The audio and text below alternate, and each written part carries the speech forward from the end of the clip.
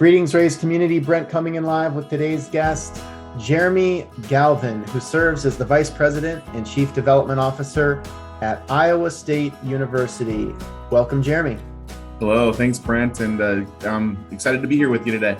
Well, we have gotten to know each other over the years, probably, 6 or 7 years. I think maybe we first met at a Big 12 development conference, and it's been fun to get to know you. My wife is an Iowa State alumna. Everybody in the podcast is tired of hearing me talk about Iowa at this point, but it didn't stop me from inviting you today.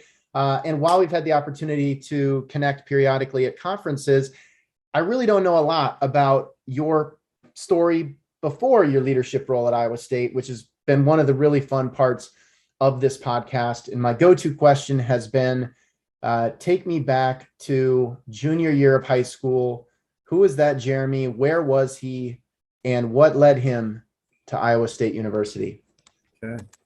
That's a long time ago, but I'm happy to go into those memory banks and draw out some of those awesome experiences that I had. So Brent, I'm a native Iowan. I grew up on a farm in Northwest Iowa.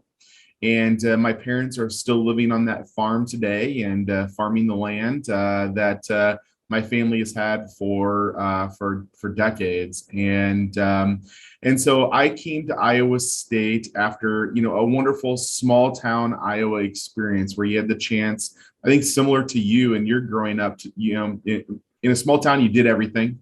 You played in the band at halftime of a football game with your football equipment with you in check. I did that. Yeah. Like you have seen pictures, Brent, of your 4-H experiences showing hogs. My father had a farrow to finish hog operation and had my fair share of Cherokee County fairs and all those wonderful experiences. And so I had a great upbringing, was slightly introduced to the world of philanthropy in a common way through church, like many of us are growing up. And I had no idea what philanthropy meant, truthfully. Graduated from Aurelia High School and moved on to Iowa State.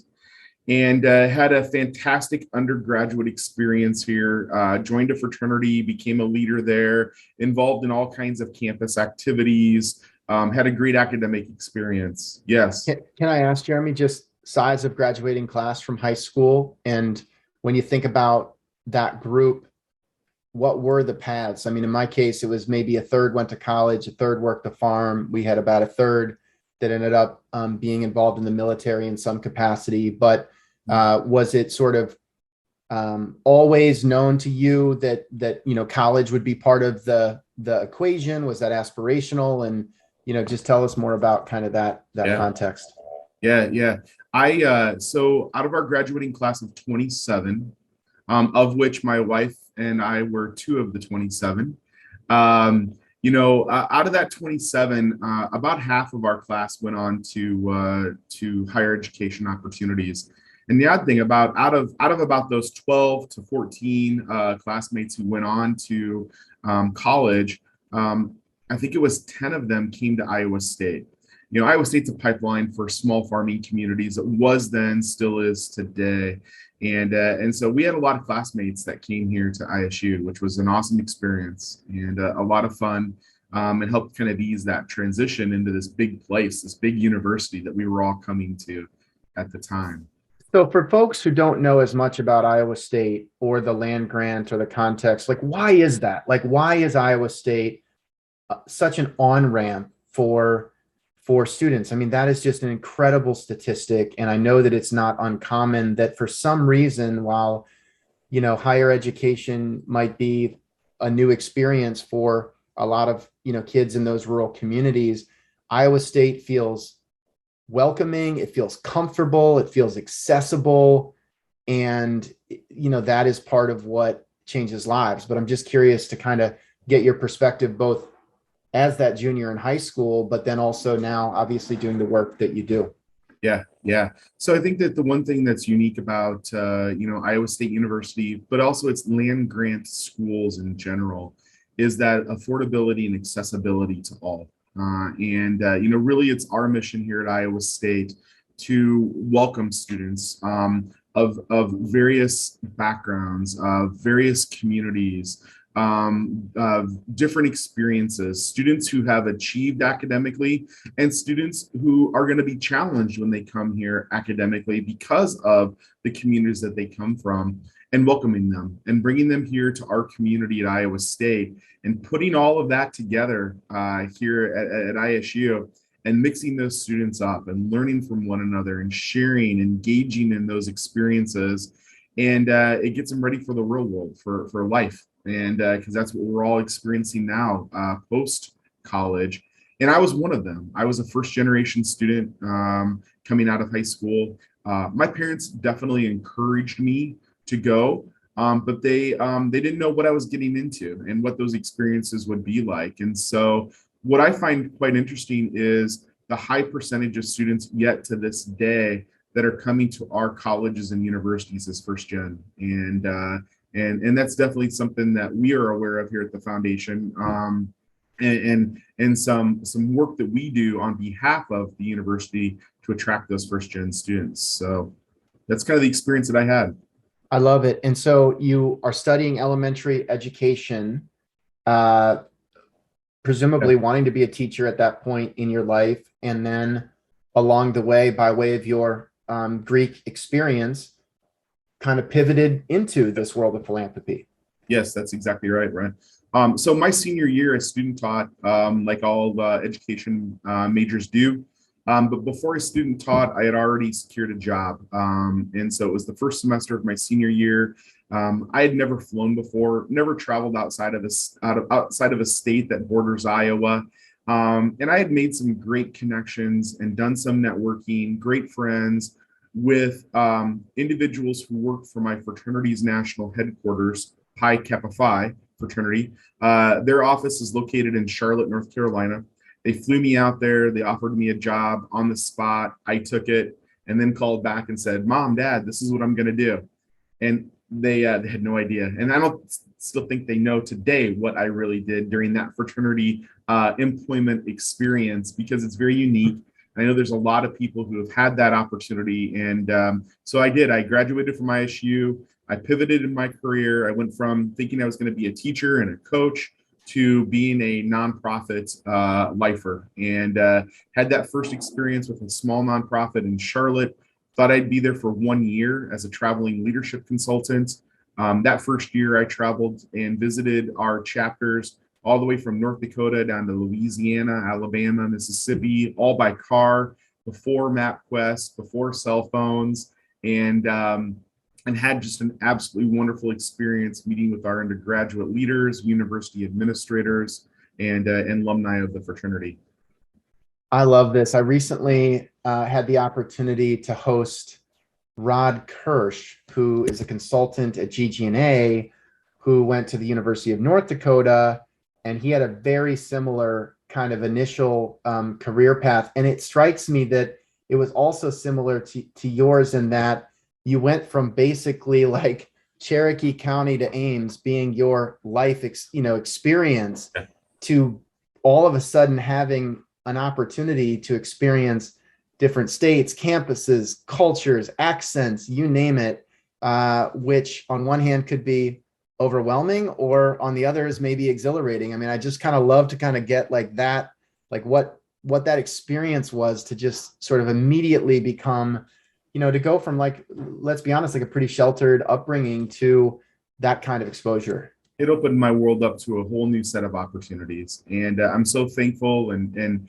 my boss at that time, the CEO of Pi Kappa Phi, he's retiring this summer, and I'm going to be able to have the chance to go to Tampa here in 2 weeks to attend his retirement reception at our convention. And I tell Mark Timmies every day that I get the chance to talk to him how thankful I am for really the fraternity allowing me to join way back in 1992, but giving me my first employment experience. The people that I met, the networking that I did were just impactful. And, Brent, to kind of tie that story into where I am today. So after spending 7 years at the fraternity headquarters, our oldest daughter was born in Charlotte. And within 6 months, we realized that we wanted to raise our kids around family. And so I started networking with people, and we thought we'd get back to Chicago or Kansas City, Minneapolis. But one of the individuals that I networked with is a mentor of mine. And I've known him since I was 18 years old. And at the time, this individual, Kelly, said to me, "Have you ever thought about working for the ISU Foundation?" And I said, "No, but how can I get connected?" I knew that we had a foundation when I was in school here. I didn't know what they did. I didn't know anything really about scholarships or faculty support at the time. And Kelly took my resume and gave it to the foundation. He was the board chair at the time, so that definitely worked to my advantage. But he helped me get in the door here. And in 2003, I started my career here at the ISU Foundation. I love that. And you know what strikes me about your career, and there's sort of two different, I think, profiles that I've come to have familiarity with by way of our work, but then certainly through this podcast, is there are people who, yesterday I interviewed Armin Afsahi, who's the Dean of Development at Harvard's Faculty of Arts and Sciences. And he had, started in San Diego, and then, has made his way to Georgetown, and then made his way back to San Diego, and then over here, and, now at Harvard. And each, step of the way, more responsibility, more opportunity. And then there are a handful of people like you. Brad Bundy at Miami University comes to mind as another example where you've committed to the organization. In your case, it's obvious it's your alma mater, and you've had the opportunity to really start in that, let's call it entry level almost, or maybe early career role, and then basically grow up, right, as a person, right, as a leader. And then ultimately, elevate into the chief development officer role. I would actually love to know more about those, like, Jeremy as associate director of development, like some of those early years, because, you were at a point then where I doubt you knew that almost 20 years later, you'd be in the seat that you're in, where you're, feeling it out, and you've got a young family, and, just trying to, right, get established at that point in your career. What are some of the memories where you started to, I don't know, feel like, wow, this is like, I love this work. Like, this could be it. Yeah. Brent, I started my first job. The first job that I actually interviewed, I didn't get with the ISU Foundation. I interviewed to be the director of the phone center here at the foundation. I did not get that job. And they told me to hold out for a little bit. There might be another opening coming up, which I did. I applied, and I was hired to be the associate director of development. And I was focused on week one. What does that look like? Month one. Yeah. Welcome. Here you go. What were you equipped with? What was the charter? Yeah. So I was in charge, or I wasn't in charge of, but I was given a handful of prospective donors who we thought had the ability to make gifts between $2,500 and $50,000. And I was assigned to prospects in that segment who were either business alums from the College of Business or had student affairs, we thought, interest at the time. And I, during that 18 months in that role, under, at the time, our director of annual and special gifts, my memory of it is I went through the process, called a bunch of people, went and saw a few of them, mainly a lot of work over the phone, via email at that time, but kind of stumbled across that very first 7-figure gift, deferred gift, where somebody had us in their estate plans and we didn't know about it. And it took a phone call. All it took was a phone call to somebody in North Carolina. I remember it vividly, to get that gift documented. And that's what really gave me that first taste into the world of fundraising. I thought you were going to say it was your deep North Carolina knowledge that sealed the deal, but sounds like it was teed up. Matter being in the right place at the right time. Yeah. And look, we hear these stories, and it must it kind of drives us crazy. It must drive you crazy to just think about how many of those are still out there. Absolutely. And I'm sure, on a weekly or monthly or yearly basis, you all, have those sorts of just diamonds in the rough materialize in some form or fashion. But But I think it's such a good reminder that um, Iowa State was Iowa State. The foundation was the foundation. Whoever that constituent was getting the broad-based marketing and so forth. But the real difference was human to human interaction.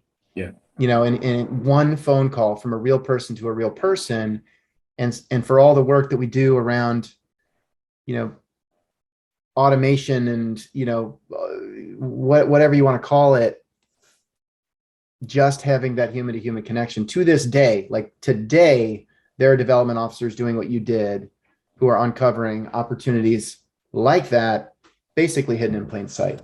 Absolutely. And, I think, you hit on something there, Brent, that I stress with our team here, my colleagues, and that human interaction is still pivotal. It is still key to what we do.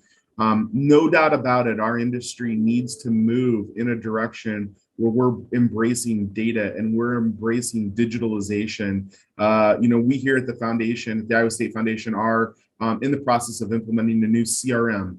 And we've got all kinds of technology things that we're throwing out there for our staff to embrace. And we're learning and trying new things. And we hope one day to really be able to treat our donors that are at the base of that pyramid, right, that we all work within, those donors that are in our base marketplace, treat them like Amazon treats their customers. And that's our goal. It's going to take some time for us to get there, but that's going to uncover and engage more of those hidden gems, those people out there that we just don't have time right now to get to, because there's more of those individuals that have Iowa State and their respective institutions and charities and organizations in their wills, in their trusts, in their estate plans, or want to make a large cash gift. They've just never been asked. And but what I still firmly believe is that personal interaction will be critical for us moving forward, and we can't lose sight of that. I agree, and I'd be lying if I didn't feel we've certainly been out there on the circuit talking about the Amazon type experience, but there are times that I wonder if maybe we pivoted to talk about that too much, because the reality is, like, we buy stuff from Amazon, and most of that stuff is going to be in a, let's call it sub $500 price point, right? Maybe sub $1,000 price point. And when you're talking about like mid-level planned giving, it's sort of that middle ground where I feel like it's going to take more than like the touchless, awesome, e-commerce experience to actually inspire somebody with this ultimate discretionary purchase that is philanthropy. And that's where it's like, how do we leverage all of the data and the insights, but then really ensure that drives like more human to human connection, the same way that you were as a road warrior, earlier in your career.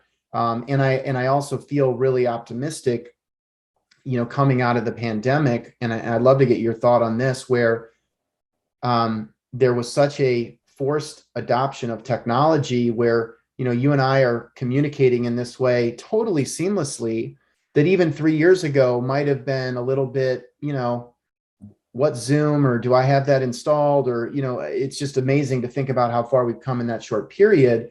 But what does that mean as it relates to how we might personalize one-to-one relationship building deeper into the giving pyramid without just relying on 100-person portfolios and, fairly inefficient travel, for example? And so I know there's sort of a tension right now, because on one hand, we're like, we can finally travel again. Like, let's get back out there and see people. But at the same time, and I'm sure you've experienced this as well, it's been a reminder of just like how much of a distraction travel is, and like how sort of little you can accomplish when you are physically on the plane and doing the layover and doing the meeting versus like having 9 Zoom meetings scheduled throughout the day. So would love just your perspective on the pros and cons of this dynamic. Absolutely. No doubt about it. Travel is interesting these days, and harder, and unfortunate stories that we all hear from our colleagues and family and friends, and that.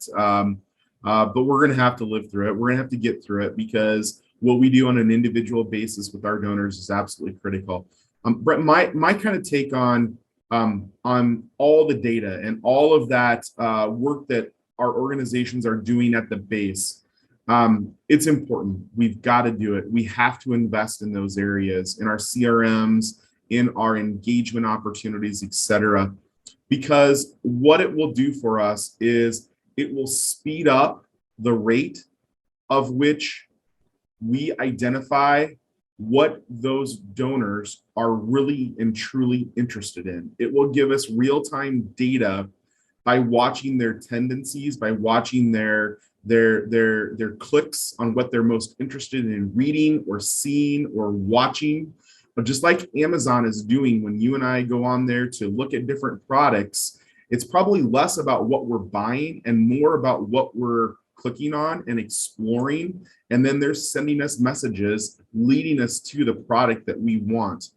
And I think that that's what our long-term goal is that we need to be able to put more information, more stories, more examples of how donors can, how prospective donors can interact and engage with Iowa State University. And then we need to watch those movements so that then our prospect development team and eventually our development officers are giving more accurate data at a faster rate to identify who it is they need to go see, versus relying on 6 personal visits with that individual over 3 years to feel them out, to understand those interests, and then make the ask.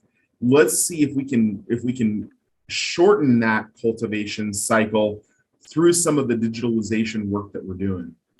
I love that, and I feel like it's such a it's such a clear example where we have to connect engagement and philanthropy. And it sounds cliche to say it, but I mean, we have to start strategically with, why are we doing engagement in the first place? How can we be more intentional about the engagement? And how do we map the engagement strategies to what we're fundraising for, so that as people are raising their hands digitally, we can quickly qualify them and assign them and get the relationship one-to-one work that, being done, whether that happens in person or remotely. It's like, for example, Iowa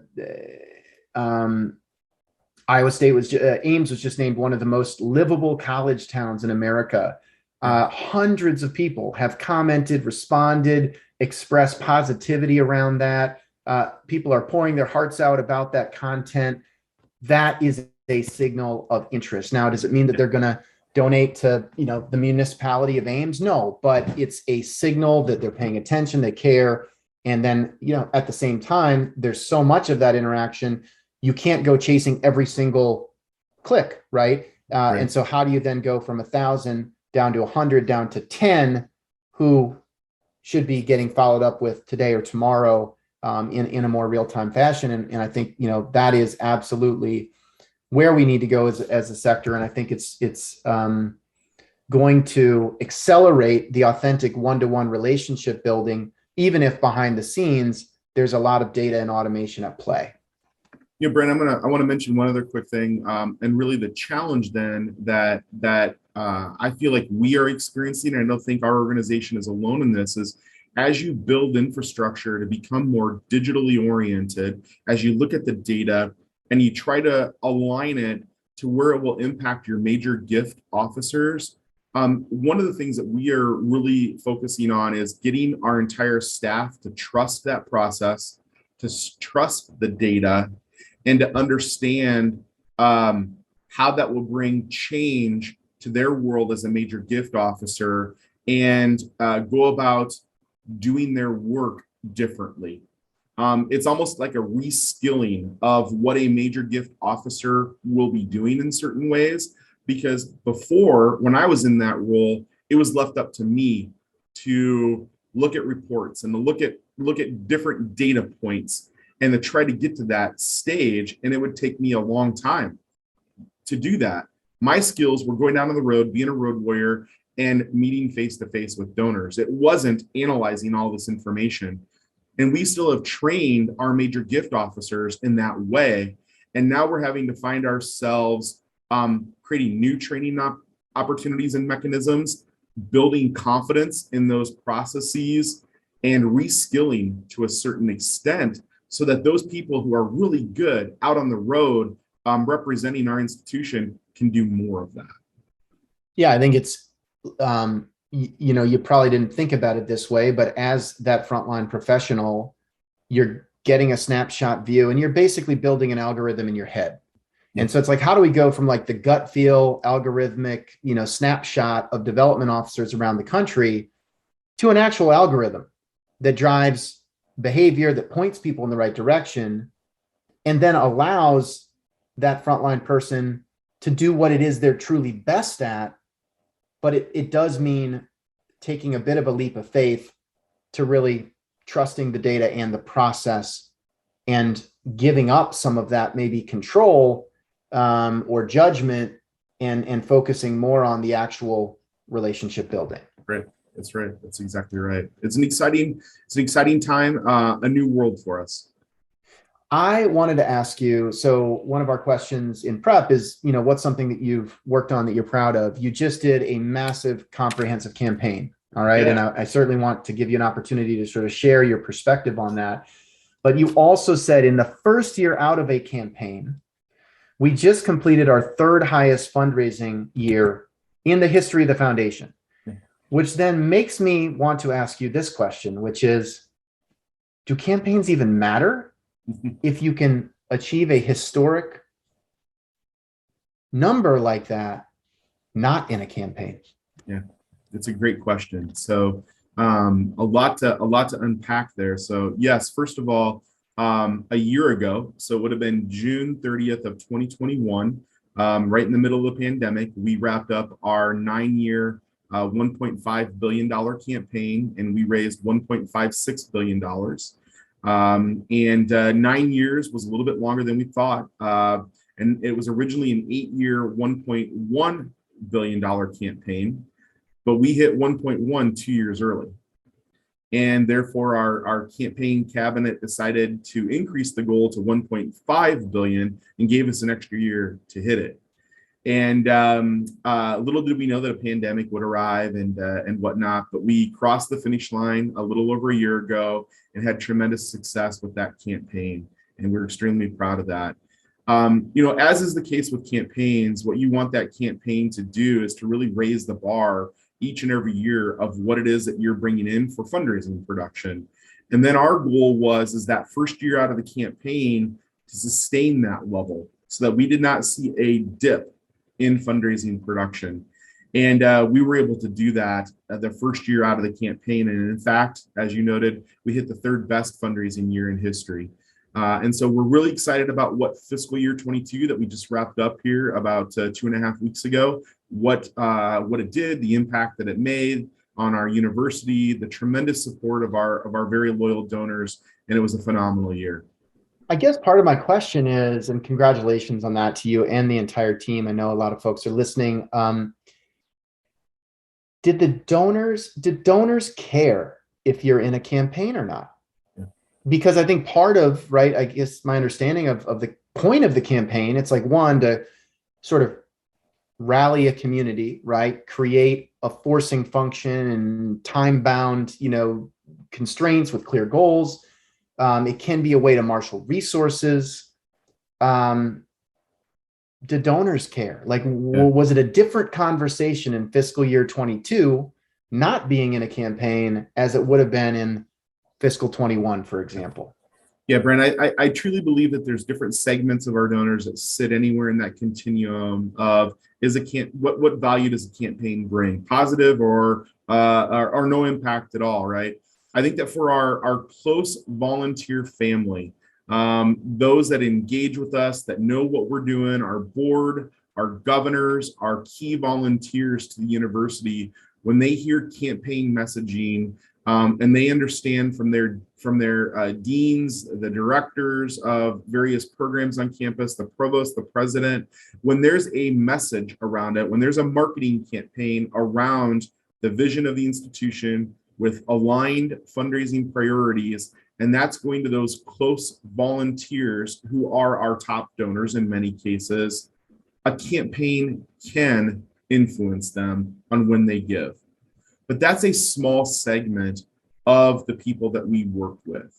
Because And many, in a certain regard, they're your investors, right? And so it's almost yes, like, what is our investor presentation? Like, what is the vision, the mission? You could invest your capital in a bunch of different ways, commercially or philanthropically. Here's why now is the time to invest with us. yes, those are people that want to see alignment. They want to see that things are really lining up to lead to the university's vision being successful, because they're interested in the internal processes of the institution and the organization.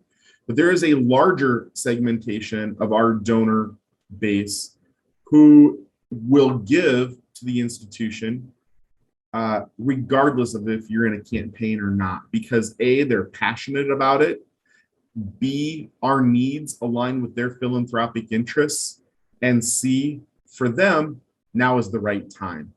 And thus the year that we just wrapped up, for many who made some transformational investments, last year was the right time, regardless if we were in a campaign or not. And so to your question, what value do campaigns bring? I think they bring extreme value to a university when there might be a new strategic plan. There might be priorities that are identified within the colleges or the departments. And then we need to develop a marketing campaign around those priorities that then turn into funding opportunities for donors. But the fact is that now we're doing that each and every year.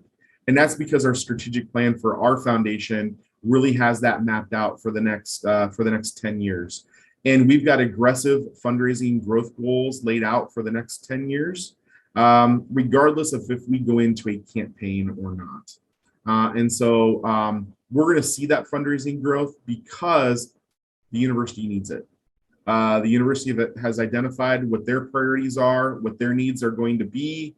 And then we've got to see increasing revenue being generated by our donors to meet those goals. And so a campaign's important, but more importantly is to have that vision as a foundation and as an organization that's going to lead to the growth that our campus partners are going to need to have.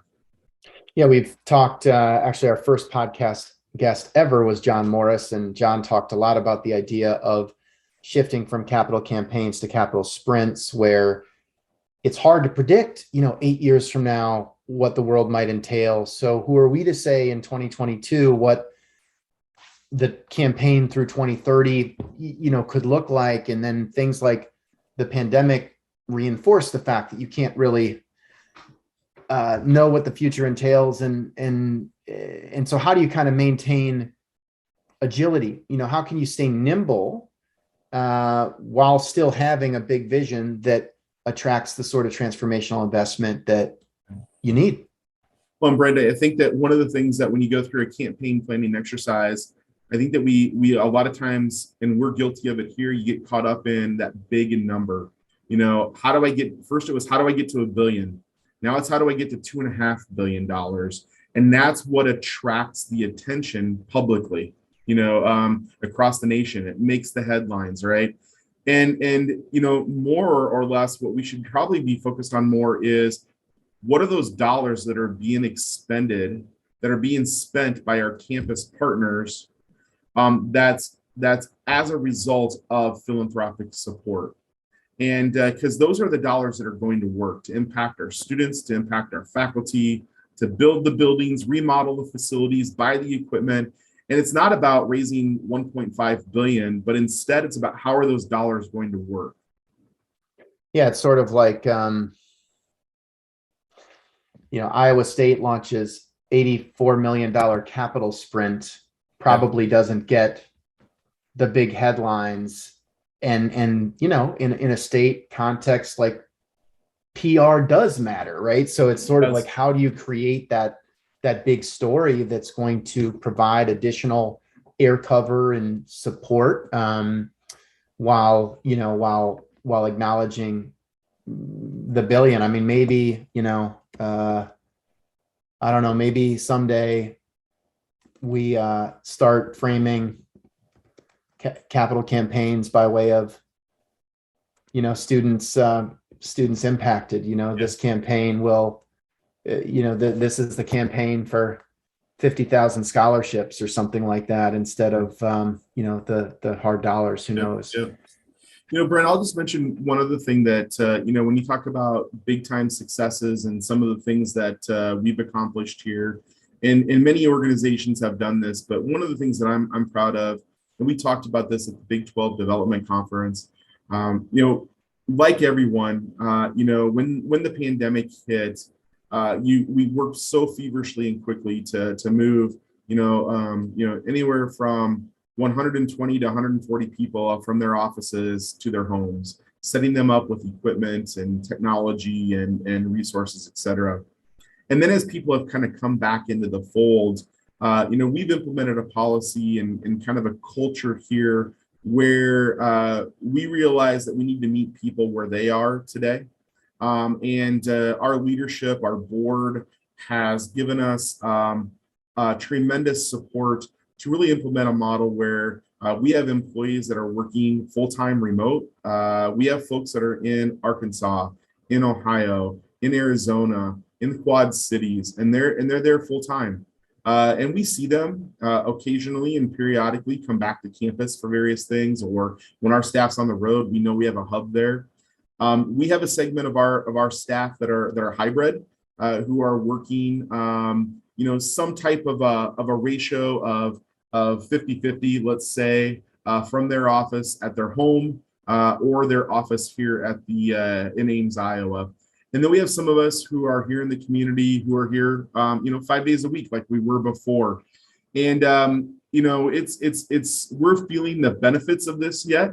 We call it an experiment. We're not 100% on board with this being a long-term, strategy that we're on board with for the next 25 years, but it's working right now.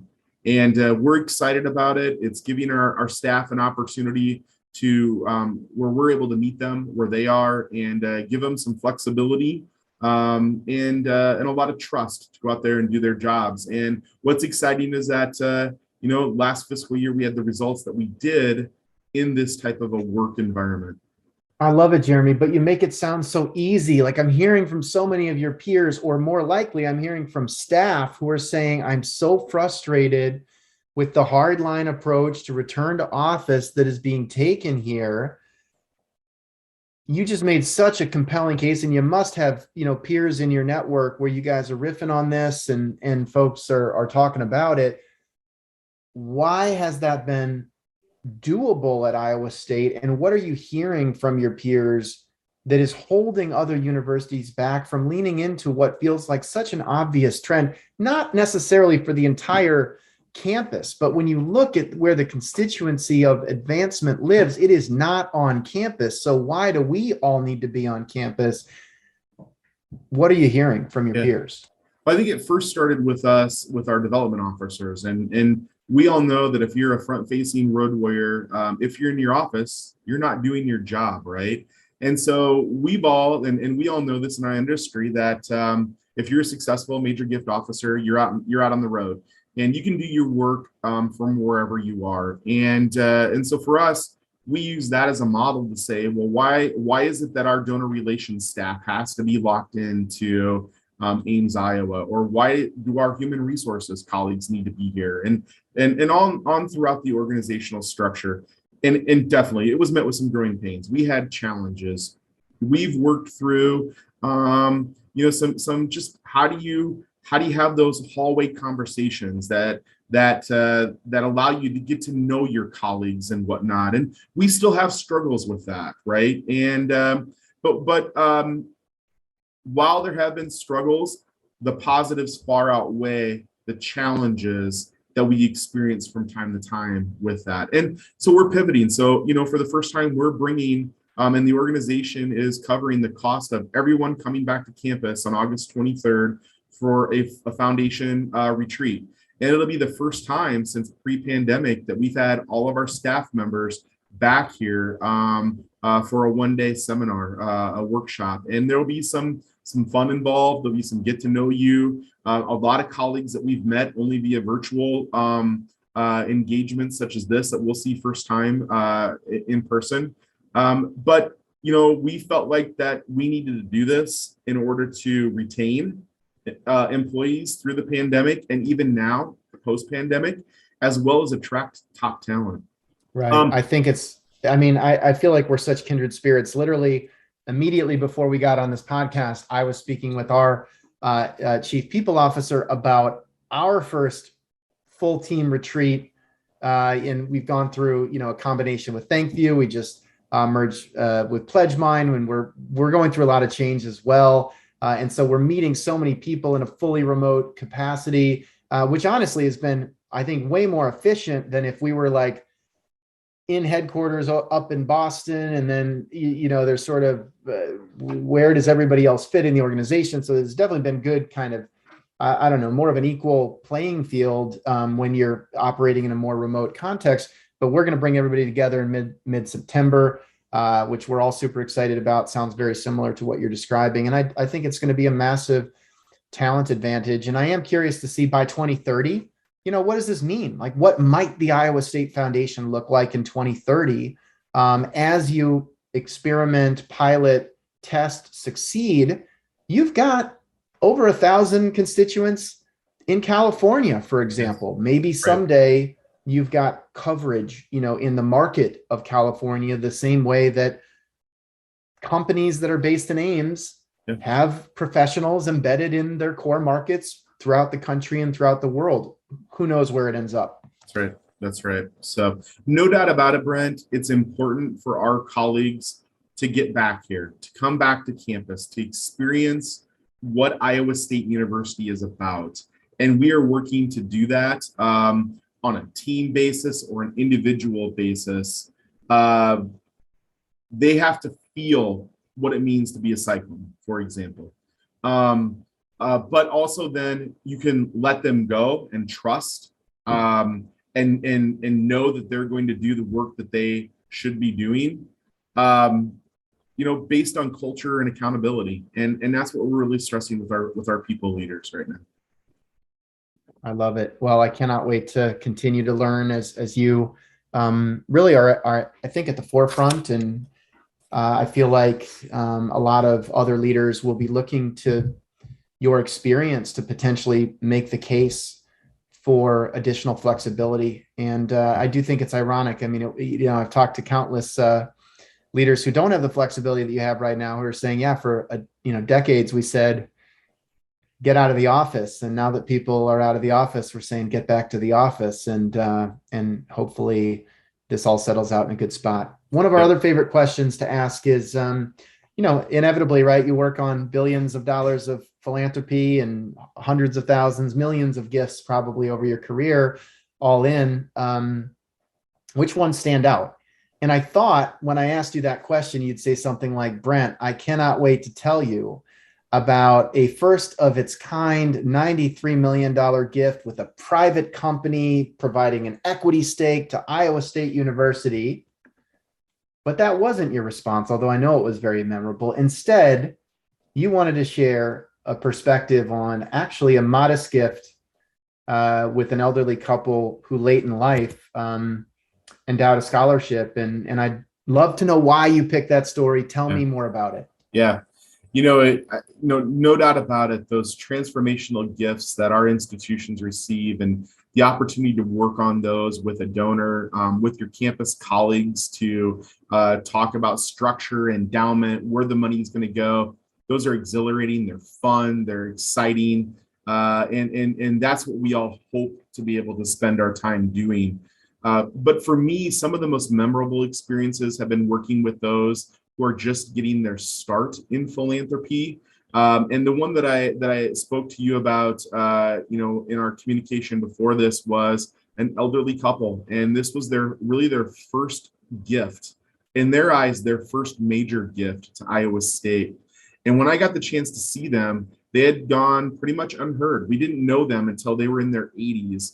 And they wanted to make a gift. It was a $25,000 endowment, which was our minimum level at that time. And at that stage in their life, they were comfortable in doing that. And they added a little bit more over the next 3, 4, 5 years. And it was for a scholarship endowment. And we were able to connect them with their scholarship recipients a couple of times, either through written correspondence or a phone call. But this was before we were really using virtual meetings and all of that. And we didn't get the chance to interact with them for very long because they were at the later stages of life. But the joy that those undergraduate students brought to this couple, just simply through general correspondence and a phone call, was just so touching. And they got to meet our dean at the time, and we'd take the dean to go see them. And just those engagements in stewarding that small endowment was just so rewarding to see. And another example that I'll provide that stands out in my mind is on the opposite end of that life spectrum. And I had the opportunity to work with a donor who was in his mid-20s at the time, and he established an expendable scholarship in honor of his parents. And we got to go through the scholarship criteria setting process. And this individual, he set up the scholarship to model his parents and the upbringing that he had. And then pretty soon he got his parents involved when the students were honored at a banquet. And that led to this expendable scholarship being endowed. And then the entire family was getting involved in the scholarship. And those are the things, that's why we do what we do. It's people, it's families coming together in the spirit of philanthropy to make an impact on those who need it. I love that, Jeremy. And, I think the example you shared around, the elderly couple, and the fulfilling experiences that you guys were able to deliver for them, connecting them with students, taking the dean to seeing them, that is examples where I think the digital transformation we've gone through, largely pushed on us by the pandemic, is going to create opportunities to take the dean to people without the logistics, the cost, the time that it actually required to physically take the dean. And so it's like, how do we lean into quick, the dean and the donors are now a Zoom link away forever. Yeah. How do we coordinate the appropriate, if the dean could do 10 trips a year, well, maybe they can do 100 Zoom conversations a year times the number of deans.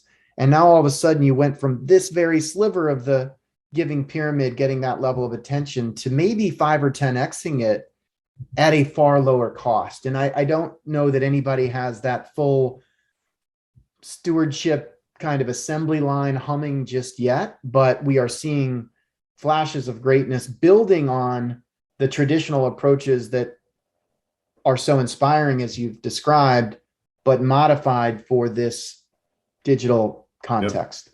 So, my dean colleagues are so wonderful here. And what they're going to hear us talk about is we still need to have them make those 5 to 10 trips each year, but they're going to be more strategic. They're going to be focused on the people that they really need to be focused. And then what I hope is that our unit leads in the colleges on our development staff are loading them up, like you said, with 10 Zoom calls within 3 to 4 hours, just seeing as many people as they can. And think about the volume of increased donor interaction that we just created there. We're not giving away that valuable in-person time, but we're growing it through efficiencies and whatnot. Or maybe it's the parlor dinner meets, virtual conversation where it's now, there's certain people that get a one-on-one Zoom with the dean who never would have gotten the trip from the dean. Yep. And then there's another subset of people who can get the, 10-person small group engagement that feels intimate that they never would have been able to get before. So those are the examples where we're seeing so much potential. I mean, we have, partners who are setting up rules, for example, every donation above X level with Y designation, well, in that case, the dean's going to make a quick 60-second iPhone video and a thank you goes out where they're not even meeting anybody at all. So there's just these kind of different gradients of personalization that are possible now that I think are going to be really meaningful and just radically more efficient than what we've been able to do in the past. But it takes coordination and systems, and the deans obviously have to adapt to, some of these new approaches, but it sounds like you've got some good partners in that regard. And Brent, I'll quickly add, I believe that our donors, A, they deserve it, and B, they are going to be moving to we're moving to an era where they're going to expect it in order to continue to give to our institution. So we all know that we want to show ROI and impact to our highest level of donors. And we do a very good job across our industry in showing that on a one-on-one basis, such as what I've described here in a couple of examples with you. But donors at all levels are going to want to see that ROI. And we're going to have to do a better job of showing that in how we communicate to large segments of donors who are giving to scholarships. And we have to do that better. I do have to ask you. So you are one of the leaders who has been involved in accepting an equity stake in a company, right? People are used to estate gifts and land gifts and, different unique gifts. I am curious, you can provide like the quick background on the gift, but really I'm more interested in having gone through that experience. Has it changed how you all think about introducing the possibilities of philanthropy to other individuals who are private company holders, who in the past we might have said, well, until there's a liquidity event or until they sell the business, we're in a bit of a holding pattern. And I'm also curious what conversations maybe you had with other peers around the industry where maybe this light bulbs went off where it said, wait a second, maybe we don't have to wait.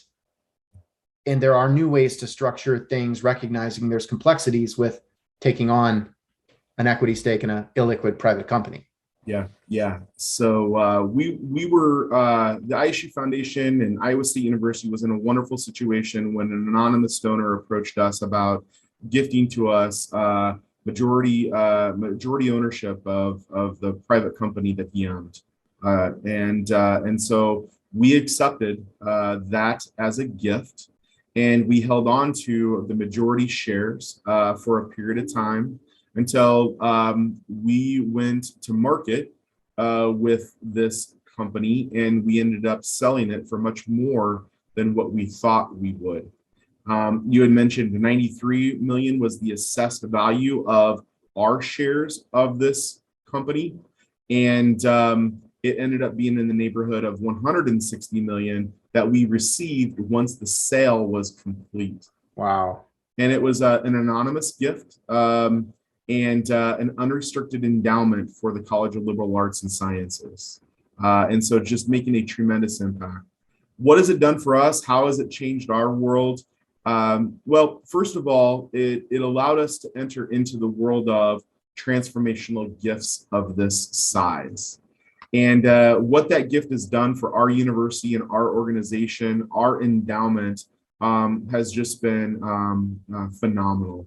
And it's set us on a trajectory to where we now know that in the next 10 years, we have projected that we need to close, we need to have another 1 or 2 gifts of this magnitude and size in order for our organization to meet the needs of Iowa State University. So we're developing strategy on how we can go out and be successful in the world of transformational gifts. And what we've done is we've built a model around the idea of taking ownership of private firms, such as the one that we're speaking of now. And we're marketing our donor base based on information that we have, data that we have of who we should be targeting for this type of stories, and mechanisms to do this, and training our development officers to ask the right questions in their normal work with individual donors. And so we've developed the infrastructure to be able to handle this moving forward. And, peers, I would say, Brent, that the people that inspired us to do this was our volunteers. It was, at the time, members of our board of directors who live in this world of equity stake and companies and encouraged us to take this risk. And it definitely was a risk that we took. And we may not have the same result in the next one that we accept, but we know that we're getting better at this in identifying the right companies, the right individuals to talk to, and whether it's a $5 million equity stake in a company or it's a $500 million equity stake, they're all important.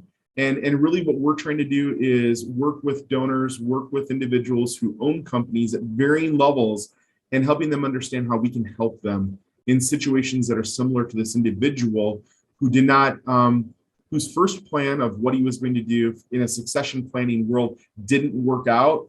And then he came to us and said, what about this opportunity? And it worked out. I love it. Congratulations, and appreciate the kind of conclusion to the story, because I didn't realize how truly extraordinary the ultimate outcome was. We're at time, Jeremy. Thank you. I appreciate it. You've already talked about the progressive approach you all are taking from a talent perspective as it relates to remote and flexible work. I hope it's an amazing gathering on August 23rd. But to that end, are you hiring? And if our listeners want to get in touch with you, what's the best way to do that? Yeah, we are. So we are hiring. We have a number of positions that we've opened up in this new fiscal year that we've just started that are new to our organization. We're kind of in a growth mode of building our staff. We've gone from an organization of around 80 to 90 employees about 10 years ago. And we're right now at 150-ish.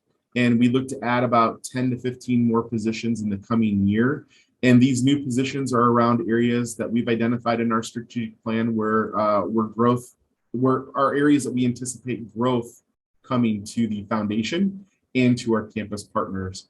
And so look me up on LinkedIn, ISU Foundation website. My contact information is there. Happy to talk to anyone who would love to live and be a part of our community.